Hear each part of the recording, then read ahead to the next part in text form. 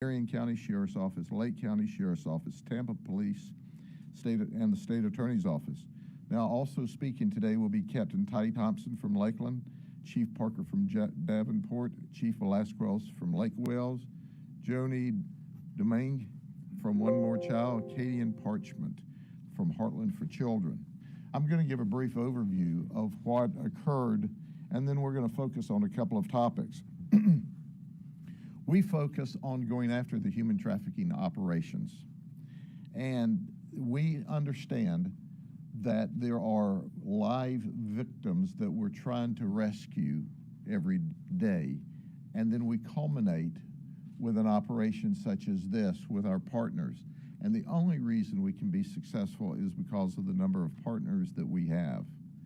This operation began on October 2nd, and it only lasted 5 days because of the hurricane, so we had to cut it off early, and despite that, we made 157 arrests, 47 prostitutes, 96 Johns, and 14 for a variety of other charges.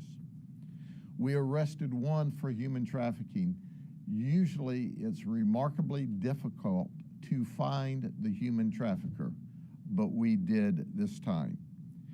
We also rescued 4 potential victims of human trafficking that admitted it up front.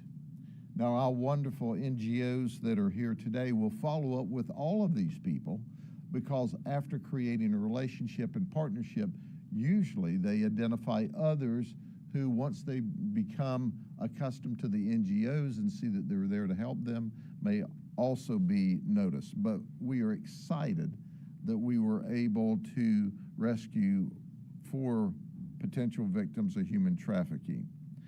Now, this is such a popular thing in Florida. You know, you come to Florida on vacation, a lot of people want to leave on probation, and this time was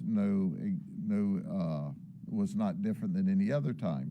People came from 9 other states in order to be arrested in Polk County, Florida. I take that as a great compliment.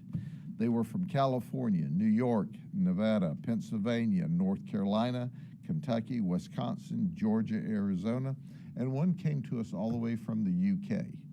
So I don't know how our jails and lockups compare to the UK, but we have a subject matter expert now. 26 of those were married. The youngest John we arrested was 15, the oldest one was 61. We added 35 new felony charges and 201 misdemeanor charges as a result of this operation. What's interesting is that there were 327 prior felony charges that had been filed against these people. So we weren't dealing with a lot of people who just stumbled in by mistake. And there were 455 prior misdemeanor charges filed against these people. Now, these that we arrested, some of the charges included 2 counts of homicide, or 2 people charged with homicide. Apparently those were null prost in the process, vehicle homicide, kidnapping, robbery, and a sundry of other charges. So there were some very bad people that we arrested. Now, for just a moment, I want to focus on what I think is a huge concern, and that huge concern is those that came here illegally. So I'm going to roll out a couple of things for you. First, I want you to see this chart. 25 illegal immigrants were arrested in this operation. They were from Venezuela, Cuba, Colombia, Guatemala, Honduras, and Mexico.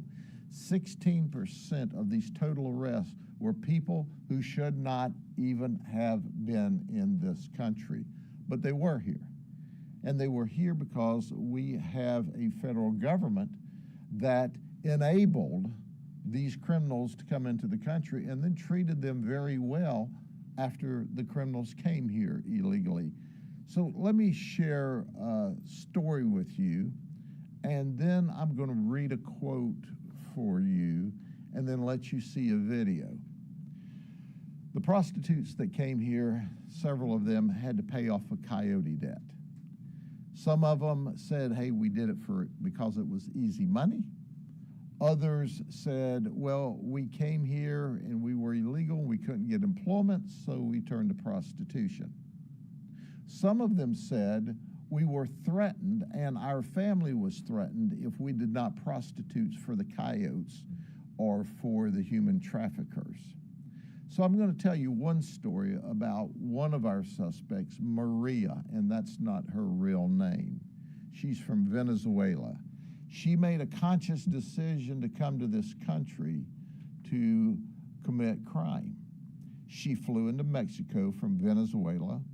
She walked across from Juarez, Mexico, into El Paso, Texas, with her one-year-old child, where she was greeted by the Border Patrol. Did you hear what I said? She was greeted by the Border Patrol. There was no sneaking. She flew in, she got here, she simply walked across the open border. There is no border security at the southern border. Zero. It doesn't exist. So when she was greeted, and you'll understand why we use that term in a minute, you'll understand that she went to the Border Patrol processing, where in one day she completed the processing and was released to a facility, a holding facility, a housing facility for immigrants. She said, I was given a DNA test to make sure that my DNA matched my child's. He was given a DEA test to make sure he was really my child. She said, once that occurred, they set me down and they told me all about the benefits that I would get in the United States. She said I was eligible and I had to fill out these forms so that I could get those benefits. She said, so I fill forms out for Medicaid, for SNAP, which is money for food. She said I was given free travel from the border to Chicago. When I got to Chicago, I couldn't find gainful employment there, so I thought, what the heck? I'll go to Florida. And then I got to fly to Florida. She was giving free housing, all because the United States paid for that. That's right, you, the taxpayers, got to pay for that. So this was all simply walking across the border. She said it was unbelievable to me. But let me read her quote, because understand, she walked across the border. This was not a stealthful act. And then they gave her free travel, free housing, free food, free medical care. All why people from the hurricane are still waiting for help. Let me read in English, and then we're going to play the video clip she agreed to do if we'd use another name. When I passed through immigration, they sat me down and explained to me all the benefits I was eligible for. I was told I could apply for government assistance. I could apply for health medical insurance for my son, and I could apply for food assistance. After I finished talking to immigration, a short time passed until a DNA test was done on me and my son to prove that he was my son. Then they set me down with other people who were also waiting and had already qualified to be released. Then they explained to us that the documents we had in our hands were our personal identification in the United States, and we could use the documents to travel on buses and airplanes. They also explained to us that we could use those documents to apply for our documents to become legal here. And after that, they explained all of the benefits, they said, "Welcome to the United States of North America." And from there, they transported us to a refugee camp. And all of this occurred in one day. So welcome to the United States. This is someone who just crossed the border illegally and to commit crime. And they were not only welcome to the United States, but then they were giving all kinds of benefits at the cost of the taxpayer. So let's listen to her in her words. and then we'll move on from there to other topics. Bueno, cuando pasé, me sentaron, me explicaron todos los beneficios que tenía, que podía recurrir a ayudas del gobierno, podría recurrir a seguros para el niño, seguros médicos, podía recurrir a ayuda para el bebé solamente, ayuda de comida. Y allí, bueno, después que terminé de hablar con las personas, pasó un ratito que me hicieron la prueba de ADN para ver que mi hijo, era mi hijo, pues, para comprobar que era mi hijo. Y después allí me sentaron en unas sillas con las otras personas que habían calificado ese día para salir. Y ahí nos explicaron que los documentos que no estaban en nuestras manos, pues era como nuestra identificación aquí en Estados Unidos, que con eso podíamos viajar en bus, en avión, que con eso podíamos sacar nuestros papeles más legalmente aquí. Y después que nos explicaron todo eso de las ayudas y toda la cuestión, pues nos dijeron bienvenidos a los Estados Unidos de Norteamérica y ya de allí nos llevaron a un refugio y bueno, ahí ya, salimos de migración. Now understand there are 4 women listed here as human trafficking victims that were smuggled across the border in addition to her. 2 of the human trafficking victims admitted they had to pay off a coyote debt of $6,000. Make no mistake about it, the government is complicit and is aiding and abetting human trafficking in the United States because they're creating an environment for people to start out here at more than they amassed where they came from. In addition to that, there is a wide open border where fentanyl is coming across, and that is encouraged, and as a result of that, we have thousands upon thousands of people dying in the United States. And then the best that our federal politicians can say was, well, it didn't kill as many people this year as last year. I don't even need to comment more about that. All the while, we have people that are suffering, that have not received help yet from the federal government as a result of the hurricanes in North Carolina and in Florida. In Polk County, the aid's not come through yet. There are people, irrespective of the hurricanes, in this nation that need help, that need support, but they don't get the support that these folks get for coming across the border illegally. When are we going to get tired of this? When have we had enough? When are we going to say the hardworking people in the United States are who we need to be taking care of? Not creating an environment and encouraging people to come across the border illegally in violation of federal law, and then welcoming them to the United States and showering them with gifts at the taxpayer's expense, while people in our own nation are not receiving what they should receive. And here's the human trafficker we were able to arrest. Travis Hutchinson, he's 25, he lives in Davenport.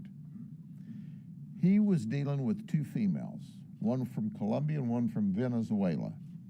Now the Colombian came to Mexico, to California, and then to here.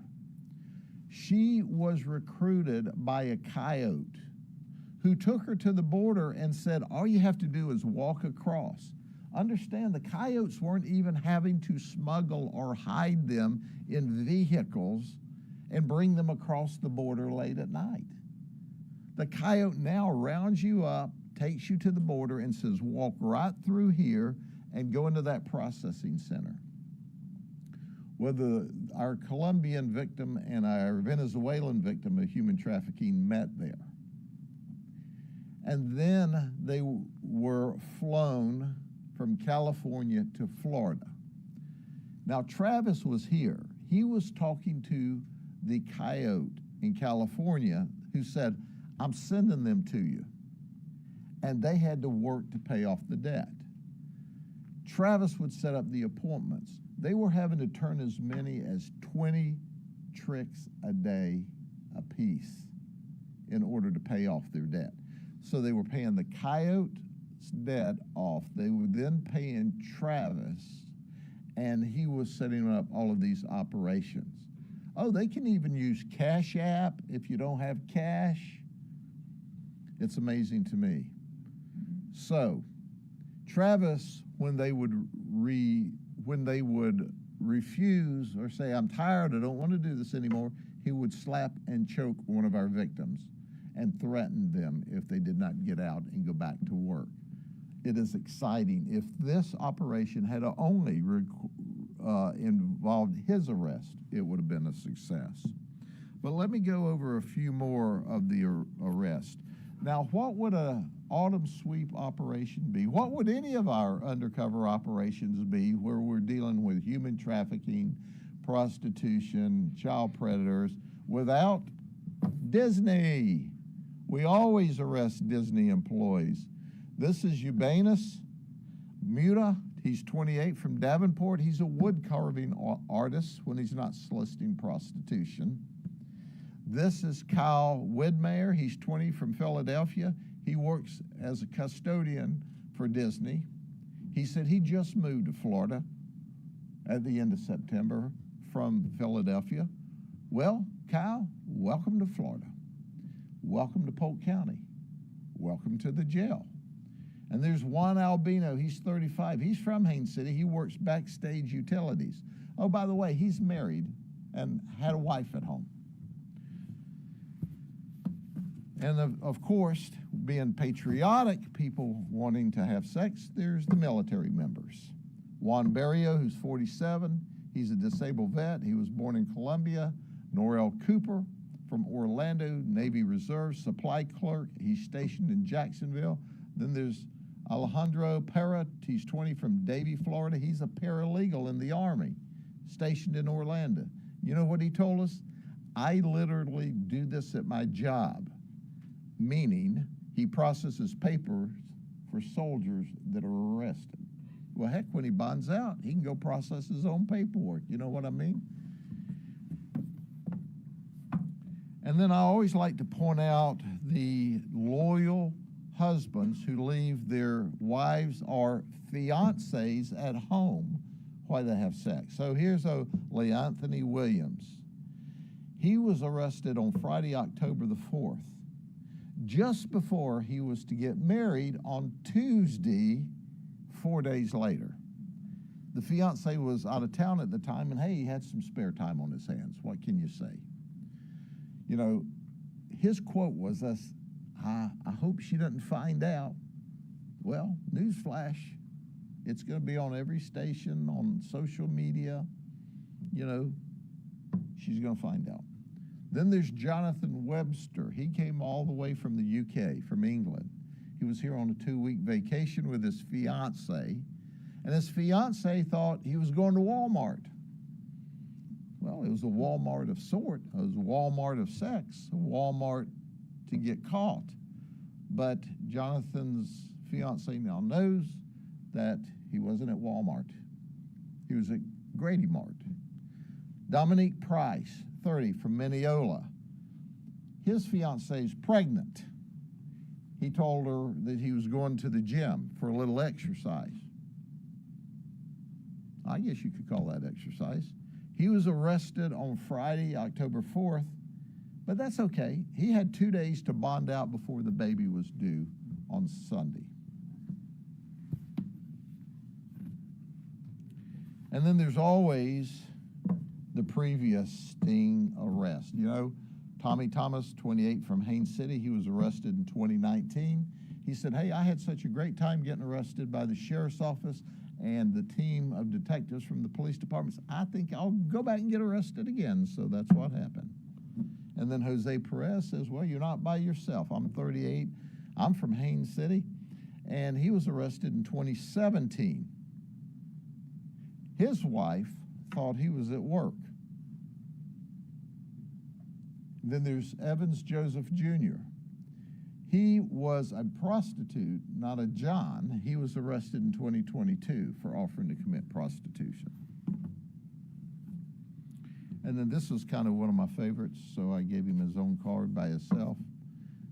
Darren Santiago, he's 43, he's from Brentwood, New York.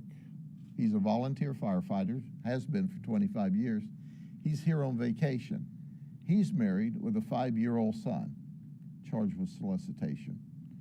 So, there you go.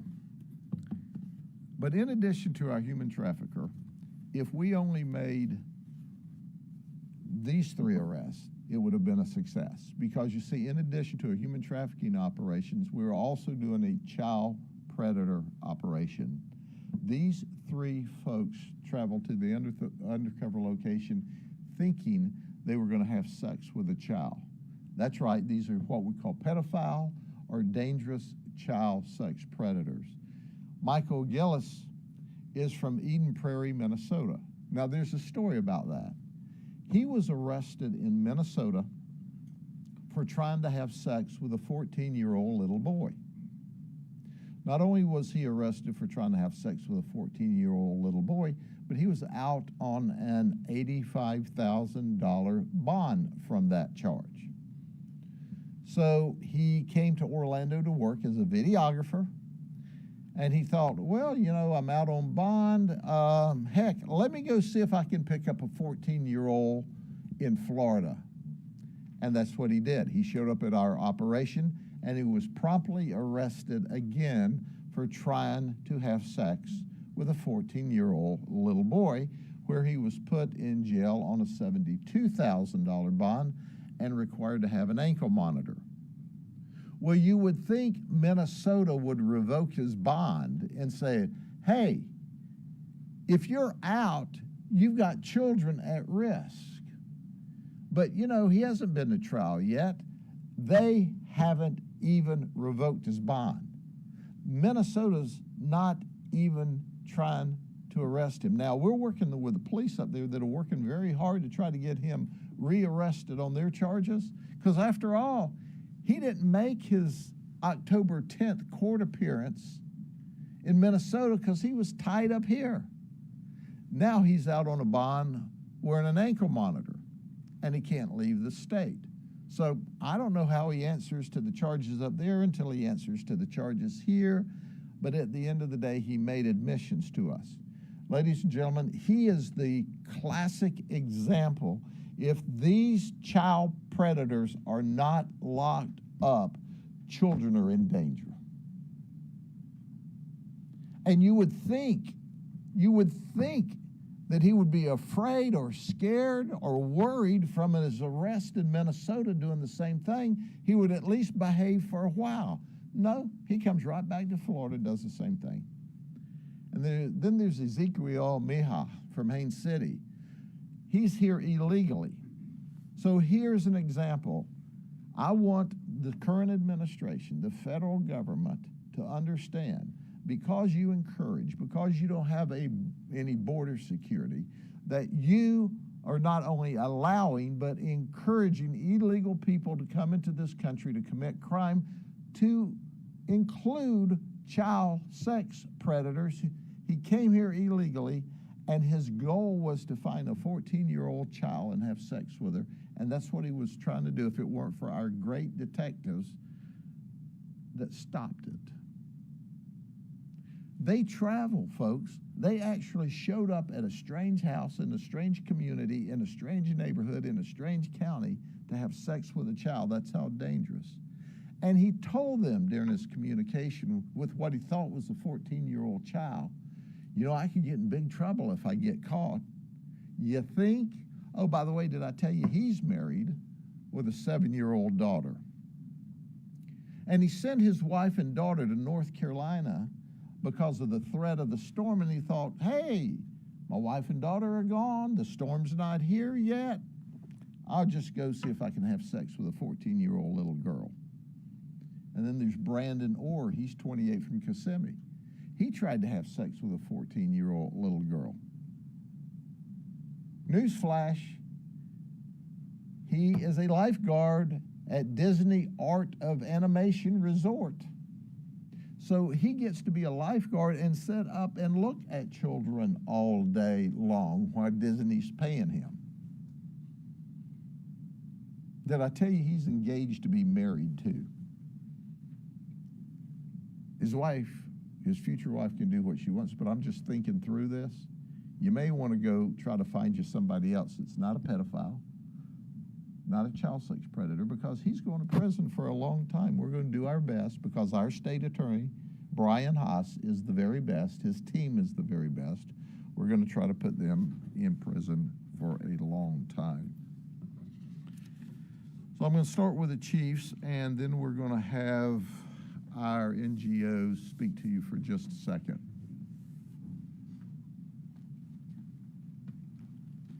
Good morning. My name is Steve Parker. I'm the chief of police for the city of Davenport. You know, and I look at these pictures and these numbers, you know, for these operations used to shock me. You know, 150, 200 in one operation.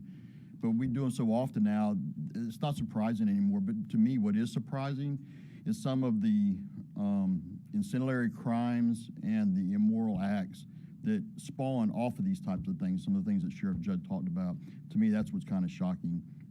You know, I want to thank Sheriff Judd and his team and all of our law enforcement partners here in Polk County and in the entire Central Florida area for participating in this type of operation. Is these things like this is what we need to bring to the forefront to eradicate this. And these NGOs that stand up here with us, these are the true heroes. These are the ones that stand up here day in and day out and do the hard work. And so we appreciate your hard work as well. Thank you.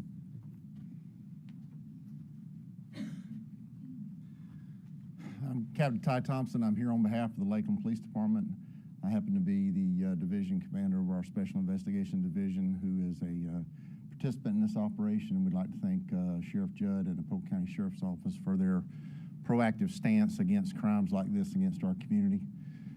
I'd just like to say, in addition to that, I know that this operation in and of itself is very labor intensive for those detectives and those investigators and law enforcement officers that are involved in it. Not only were they tied up on a very labor-intensive operation that lasted well into the early morning hours of every night, that required multiple hours of overtime, they also were greeted by Hurricane Milton on the tail end of this. And some of those very detectives and police officers and law enforcement professionals are still out on the streets of this community trying to put it back together. So I'm very proud to be a part of this law enforcement community in this county, and I'm very proud of the men and women that protect this community. Thank you. Good morning. I'm Chief Chris Velasquez with the Lake Wells Police Department, and I'd like to thank each and every one of the people that are here today and all of those that worked in this operation. It was an amazing initiative. When you think about the number of people, the number of staff that it takes to manage and to run an operation like this, it's overwhelming. But with all of the folks that are partnered here today, this is just a snippet of what we do each and every day in this county. We work together hand in hand. It's all about doing the right thing. It's all about serving the public. It's all about providing justice to the victims. Look at all the people up here. It's easy to think that, you know, the police could have better things to do. Well, I want to ask each and every one of you and anyone that's out there watching, if you're thinking that we're out here just going after people that are looking for prostitutes and we could be doing other things, ask yourself how you would feel. Ask yourself if it was your son or daughter that was being victimized. So we've got some slow learners, 3 people rearrested. You know, what will it take? I can tell you right now, I could guarantee you that the people that are up here, this isn't their first time. This is their first time maybe being caught. So this is happening every day. Every day, thousands and thousands of people are being victimized, and they're committing these crimes. So we're going to continue until we can do an operation and we get 0, and then we'll still probably try it again just to see what happens. But it doesn't seem like it's going to stop.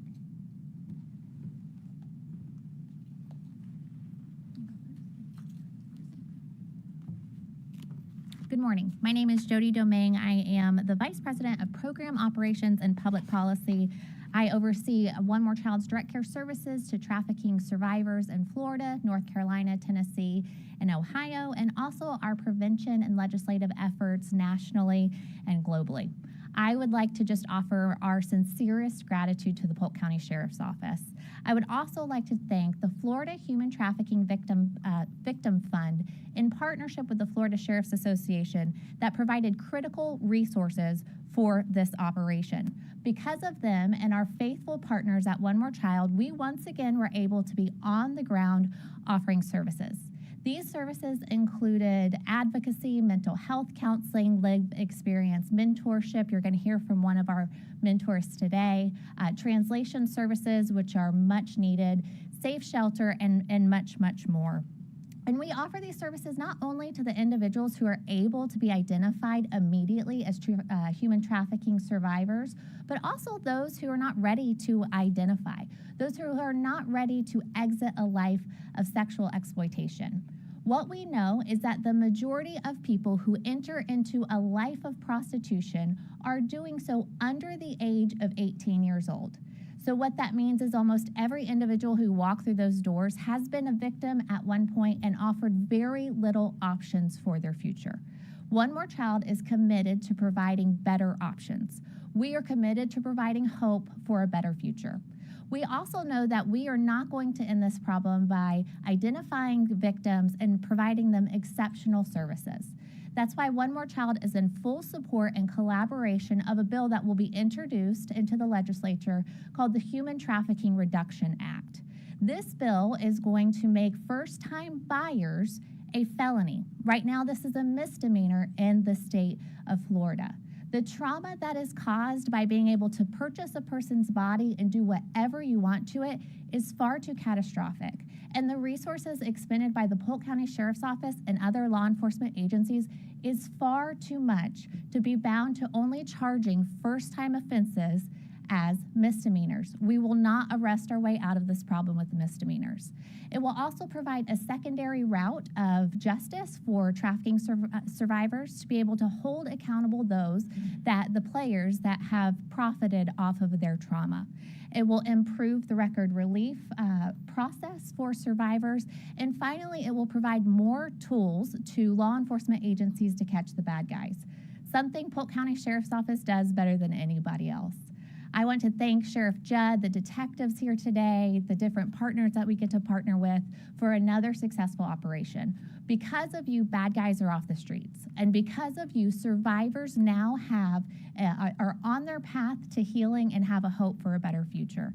And if you are watching this and you have been coerced or forced or convinced that you need to sell your body for profit, I'm here to tell you there is help. There is hope. Reach out to One More Child or any of the hotline numbers that will be provided to you today. Thank you.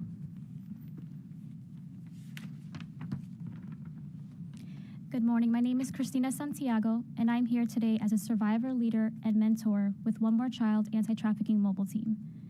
I am honored to stand here today with Polk County Sheriff's Office and with many other amazing organizations that are continuously fighting for survivors to be seen and heard. It wasn't until 2020 when I heard the words human trafficking. I came across a video on YouTube where a young woman was sharing her trafficking story. Much of what she shared, I identified with. It was like a light switch that went off, and I realized that someone out there, miles away from me, walked in similar shoes. I said to myself, my abuse has a name. I went down this rabbit hole and began searching, what is human trafficking? Much of my exploitation took place in high school due to having vulnerabilities, which made me a target for exploitation. I was manipulated, groomed, and through coercion, it led to the start of my trafficking. Towards the end of my senior year, I was assaulted, which resulted in an unwanted pregnancy, which I was later forced by my trafficker to have an abortion. As a survivor, my story did not end there. I have spent the last 8 years healing through therapy and support from loved ones. During the last 2 years, I have been given the opportunity to use my experience to better serve other survivors. I am grateful to advocate for other survivors and to use my own personal experience when partnering with law enforcement during these operations. If you are watching this and can identify and are in need of help, please reach out to our organization here at One More Child. The scars from my past serve as a reminder that not only did I experience a difficult situation, but I made it through. Scars are not only a sign of trauma, but they are also a sign of healing. After all, there is no scar until the wound is closed. My scars help others know she gets it. And today, my mess made room for my message, and my purpose is to now serve as a mentor to those who are hurting. Thank you for your time. Good morning. My name is Katie Parchment. I'm the Resiliency Coordinator for Heartland for Children and also the co-chair for the Human Trafficking Task Force that covers Polk, Highlands, and Hardy counties. First, we would like to extend our gratitude to Sheriff Judd and the many men and women in law enforcement who took part of this operation. The level of compassion, professionalism, and determination to identify victims of human trafficking and their traffickers is unmatched. The gift of working collaboratively with other NGOs and law enforcement to provide immediate intervention and support is a model that is unique to the Polk County Sheriff Department. This collaborative approach fosters information sharing and a broad spectrum of expertise that oftentimes lead to innovative solutions to combat human trafficking. Having the ability to provide a trauma-informed environment when speaking to potential victims allows for enhanced communication and reduced trauma triggers during this process. I'm confident that I can speak for myself and the other NGOs involved that being able to meet and pour into the men and women who we meet during these operations is more rewarding and inspirational than you could ever imagine. Heartland for Children works hand in hand with the Department of Children and Families to provide intervention, services, and support to help protect children at risk of abuse, neglect, or threatened harm. Through services that can help foster behavioral changes and prevention programs to help strengthen families, our mission is to protect children and help support families to self-sufficiency. We understand that sometimes being in this life is a means of survival. There are several free resources available to help people experiencing difficult times. You can reach out to findhelp.org for free resources. The Department of Children and Families Hope Florida program, the Hope hotline number is 1-833-GET-HOPE. United Ways 211. The National Human Trafficking Hotline, 1-888-373-7888.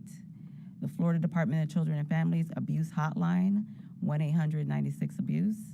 And then the Florida Human Trafficking Hotline that you can report directly to law enforcement, 1-855-FLA-SAFE.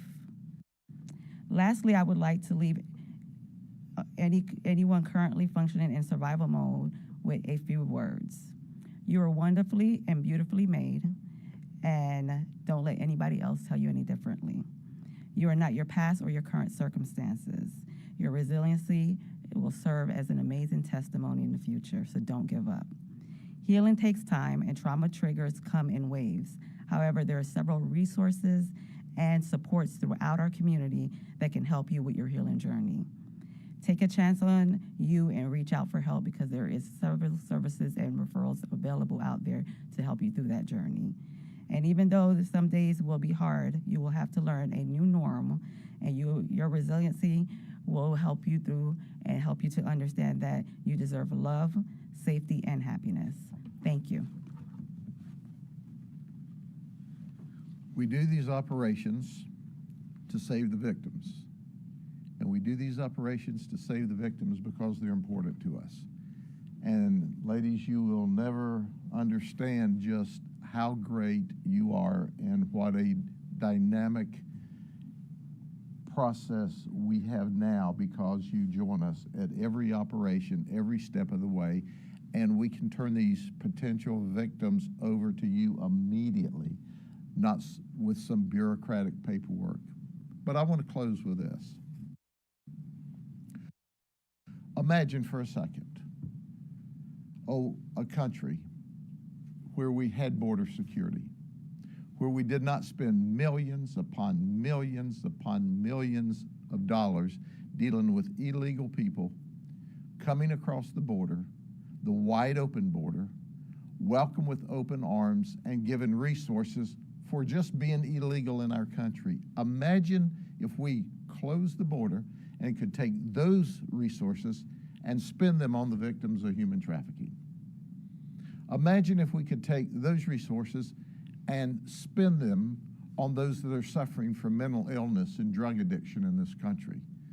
There is enough money being wasted by the federal government and the executive branch to make a huge dent in the mental health issues, to the drug addiction issues, to the human trafficking victims of this country if we just cut the border off and quit causing not only the federal government to spend, we're not even talking about the trickle down of the additional millions and millions that state and locals are spending that amount to billions. Imagine that we could have a country where we spent that money on people that are citizens here that deserve to have the help that they need, that they can't afford, that their families can't afford. And if we keep doing the same old thing, we're going to end up with the same old problems magnified. The border's wide open. The federal government is a player in the crime that's occurring in this country because of people like these illegals coming here to commit crime. God bless you all. We'll see you at the next operation, and I'll guarantee you we'll be back. If we didn't get you in this operation, we'll get you in the next one. You're on your way to the county jail. You just don't realize it yet. For Santa Claus, ask for money so you can put it in the account when you come to jail.